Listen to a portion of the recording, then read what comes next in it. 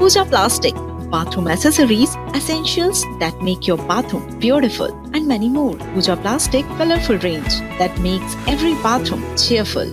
बढ़ते आगे, मध्य प्रदेश में इन दिनों गेहूं खरीदी का काम जोर शोर से जारी है, लेकिन प्रदेश के 3 लाख से ज्यादा किसान गेहूं बेचने के लिए अपना पंजीयन ही नहीं करा पाए।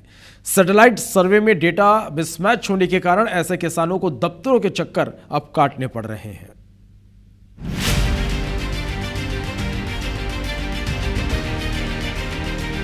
एमपी में सैटेलाइट के माध्यम से किए गए फसल सर्वे में बड़ी अनियमितताएं सामने आई हैं।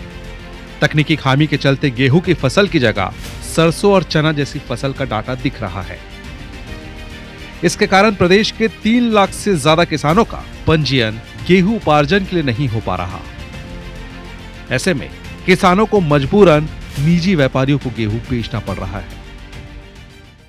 स्लाइड बुक न होने के कारण हमारे घर के 3 किसान उनके स्लाइड बुक नहीं हो पा रहे हैं। मेरा 6.5 बीघे का रकबा है, उसमें स्लाइड बुक नहीं हो पा रही है। सैटेलाइट में फसल जो दर्शाई गई है वो गलत जानकारी दी गई है।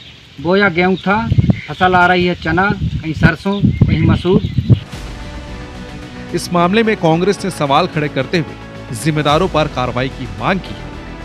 वहीं भाजपा का कहना है कि किसी भी किसान के साथ अन्याय नहीं होने दिया जाएगा। पुनः सत्यापन करो। फिर जिस किसान ने गेहूं बोया है, आपका सैटेलाइट सर्वे बता रहा है कि उसने चना बो रखा है। जिसने मसूर लगाई है, आपका सैटेलाइट सर्वे बता रहा है कि वहां तो बोनी हुई नहीं है। ऐसा पूरे मध्य प्रदेश में लाखों किसान परेशान है, सरकार के पास कोई जवाब नहीं।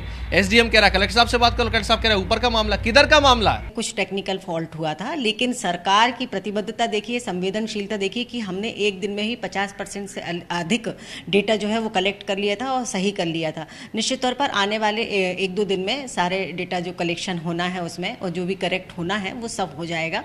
किसानों को चिंता करने की जरूरत नहीं है। सैटेलाइट सर्वे में गड़बड़ी के बाद किसानों को राहत के दावे तो किए जा रहे हैं, लेकिन बड़ा सवाल यह है कि जब किसान ने गेहूं बोया तो सर्वे में आखिर कुछ और फसल कैसे बता दिया गया। सवाल यह भी है कि फाइनल डाटा फिल करते समय उसे वेरीफाई क्यों नहीं किया गया। इसका दोषी आखिर कौन है? शैलेंद्र सिंह, IPS 24, भोपाल।